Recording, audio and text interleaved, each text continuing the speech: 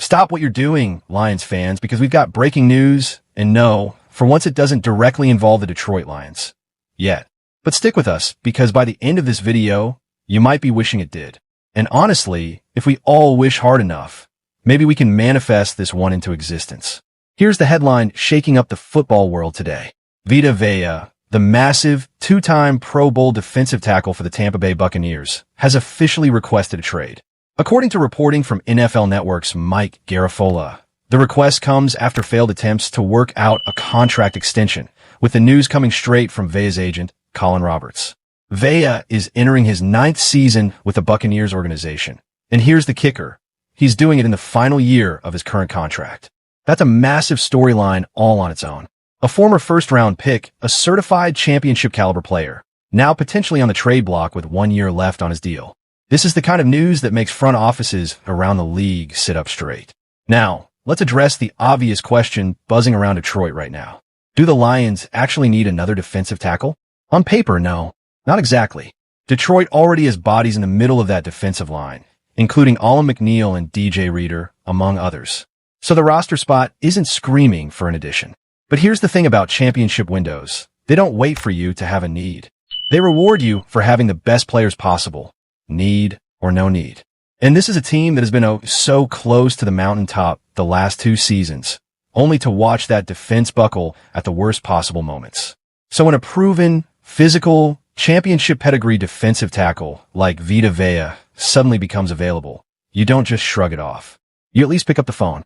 Let's talk about who exactly Vita Vea is, for those who might not know the full resume. He was a first-round pick back in 2018, taken 12th overall. Funny enough, just 1 pick before Detroit's own first-round selection that year, offensive lineman Frank Ragnow. So Lions fans have actually been low-key tracking this guy's career since draft night.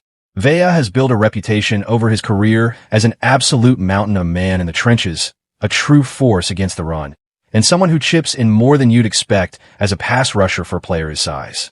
He was a massive piece of that dominant Tampa Bay defensive front that helped deliver a Super Bowl championship back in the 2020 season, playing alongside legends and helping bring a title to Tampa during the Tom Brady era. So this isn't some journeyman rolling through the league. This is a certified champion. Now let's get into the numbers, because the numbers tell an interesting story here. Vea is a fresh 31 years old, so right around the midpoint of what you'd consider a typical career arc for a defensive lineman. Health-wise, he's actually been remarkably durable the last several seasons. He played all 17 games last year, and 16 a year before that. That's the kind of reliability teams dream about at the defensive tackle position, where wear and tear can chew players up quickly. Production-wise, last season Vea posted 16 tackles and 4.5 sacks. Now, on the surface, that might not jump off the page, but context matters here. His career high in sacks was 7, posted 2 seasons ago, followed by 6.5 the year after that, and now 4.5 last season. Across his career, he's racked up somewhere in the neighborhood of 33 to 35 sacks total from the interior of the defensive line, which, for a nose tackle type player, is legitimately impressive production. And when you actually stack his numbers up against what Detroit got out of its own interior defensive line last season, some would argue Vea's production last year alone outpaced what the Lions received from that entire room combined. So now here's where things get financially complicated, because this is exactly why Vea requested the trade in the first place. Let's break down his current deal with Tampa Bay. He signed a 4-year contract extension, not his original rookie deal, that included a $4.1 million signing bonus. For the 2026 season, he's set to earn a base salary of $17 million, carrying a cap hit of $22 million, with a dead cap number of $6 million if Tampa moved on from him. All of that is very much manageable and affordable for the Buccaneers organization.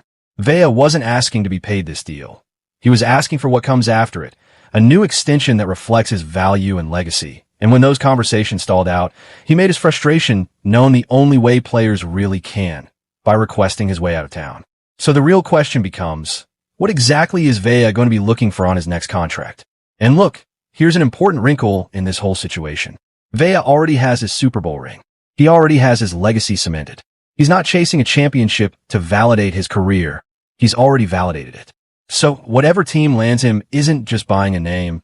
They're buying a proven winner who already knows what it takes to get over the hump. That should matter to a franchise like Detroit, a team that has come agonizingly close to that same mountaintop, only to be turned away by a defense that couldn't quite hold up when it mattered most, particularly in that heartbreaking NFC Championship game a couple seasons back. Detroit's offense has proven, time and time again, that it can play with anybody in this league. It's the defense that has been the missing piece. And a proven interior force like Vita Vea is exactly the type of player who could plug that hole.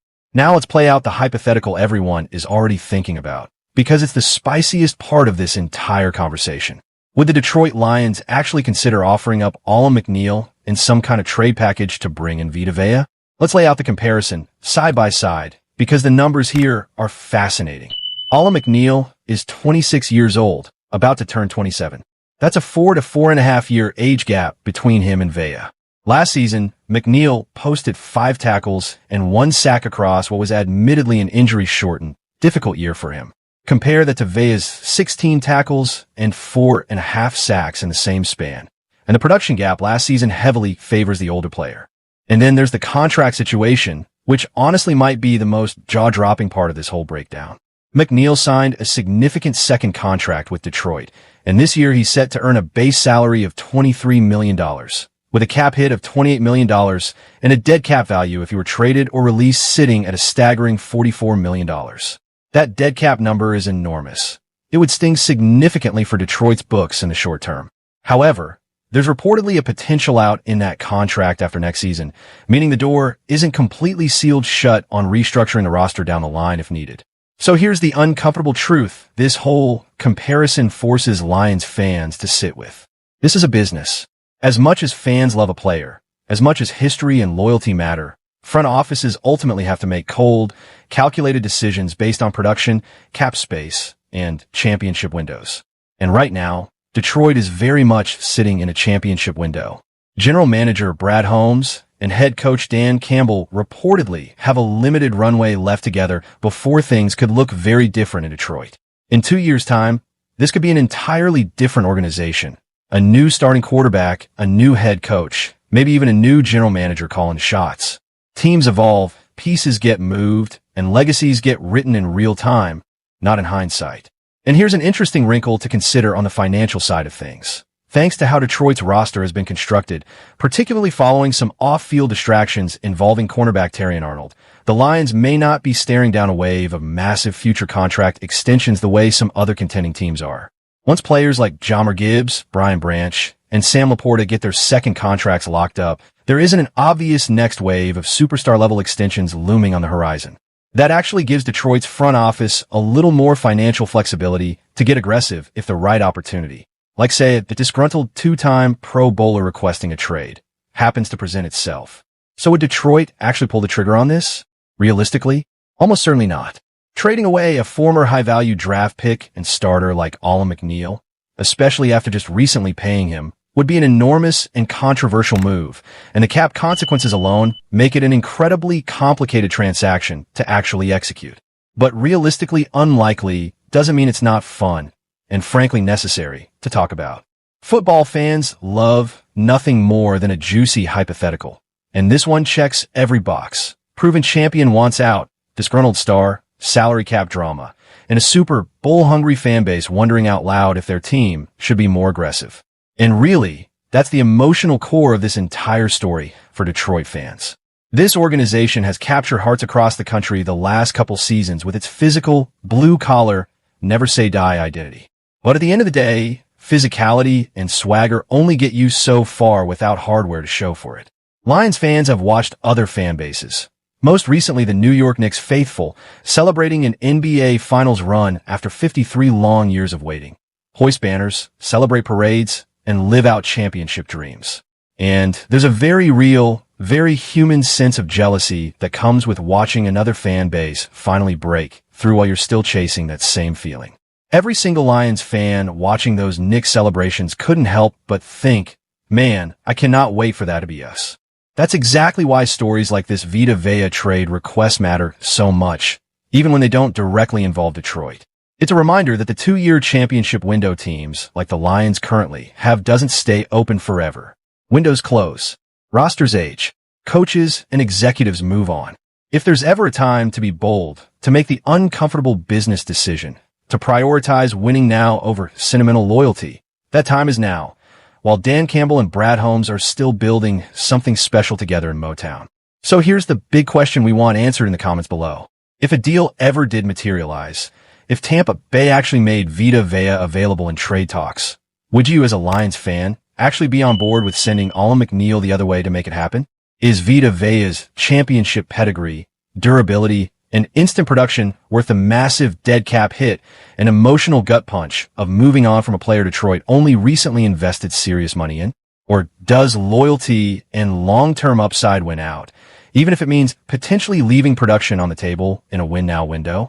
This is the kind of decision that splits fan bases right down the middle. And honestly, that's what makes following this team during this era so much fun.